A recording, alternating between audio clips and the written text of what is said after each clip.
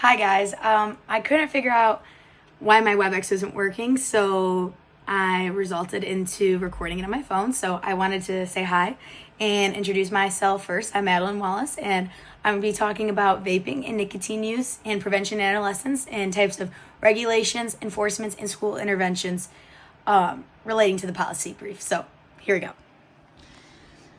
So as I mentioned, my topic, my introduction, I first by talking about flavored nicotine products and how this affects people cognitively, long-term health, and just their overall brain development. And then talking about that vaping can target the youth by peer pressure, socioeconomic status, and ACEs, adverse childhood experiences. So I first talk about the executive summary and why this matters. I kind of target it by going by the articles and information I found and listing the importance of what their executive summary, kind of talking about what e-cigarette use is, why nicotine is very addictive, that they use popular flavors to intrigue adolescents and get them to try the product. I really like this fact here that 85% of youth cigarette users report using popular flavors, and down here I listed those popular flavors. American Lung Association talked about cognitively that your prefrontal cortex isn't developed till you're 25, and that adolescents can make wrong decisions because they're not fully cognitively developed, and also talking about long-term lung use with vaping. National Institute of Drug Abuse kind of talked about, again, cognitive parts about it, that it can develop into Alzheimer's disease, Parkinson's disease, and other forms of dementia by using these products. Public health reports talked about just prevention programs and how they're not sustainable for this crazy issue that we keep having, and that there needs to be more on top of it. And down here, I just have more facts, and the number here corresponds with the number over here. Just kind of listing more facts to summarize important parts from above. Then, based on the race and ethnicity, I made a chart about it indicating the difference in different races and nicotine use, and it's most popular in white and Hispanic individuals compared to Black and Asian.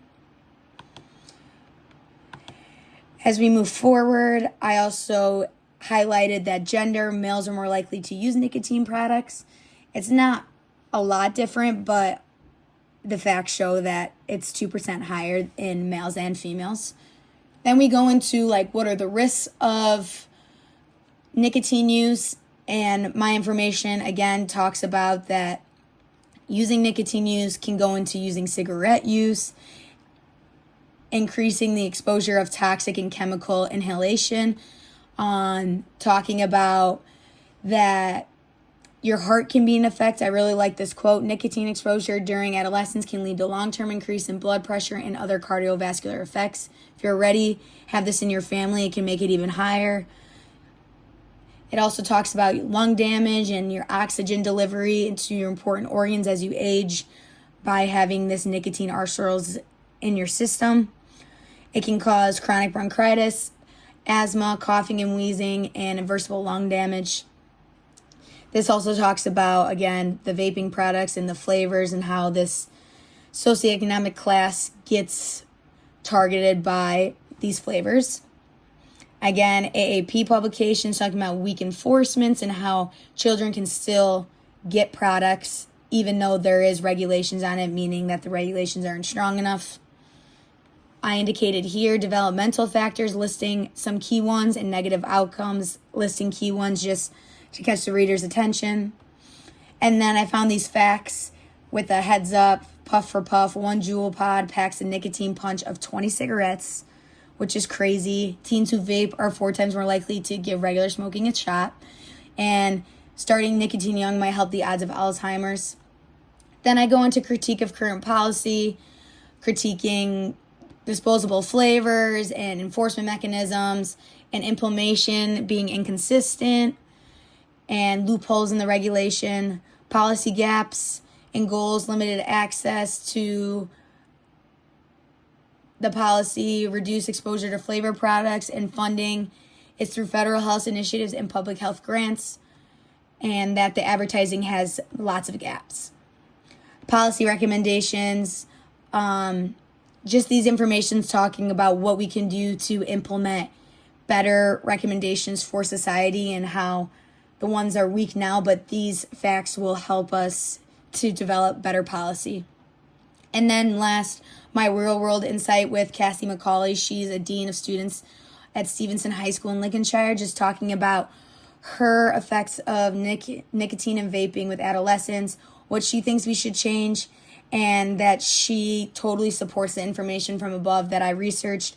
And she is very big on educating more use of how to prevent all of this. A big quote from her I liked is, "Vaping is not just a discipline issue, it's a public health crisis. It's affecting behavior, learning, and long-term well-being of our students. There needs to be a change." And then here are my references below.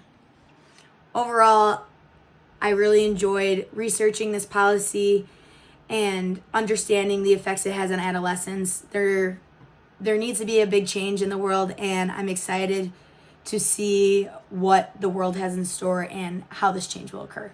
Thank you.